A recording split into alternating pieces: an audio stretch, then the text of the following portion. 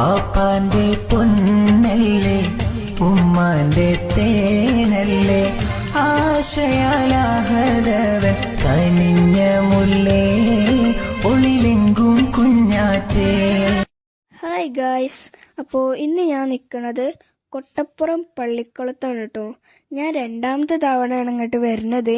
അപ്പോൾ നല്ല രസമാണ് കേട്ടോ. ആദ്യം എനിക്ക് നല്ല പേടിയാണ് ഇതിക്ക് ഇറങ്ങാൻ, ഇപ്പോൾ കുഴപ്പമില്ല. പിന്നെ ഈ രണ്ട് കുളം ഉണ്ട് കേട്ടോ ഇവിടെ. ഒന്നിൽ ആയുള്ളതും ഒന്നിൽ ആയില്ലാത്തതുമാണ്. ആയുള്ളതിൽ നല്ല വൈക്കുണ്ട് കേട്ടോ, വീണു.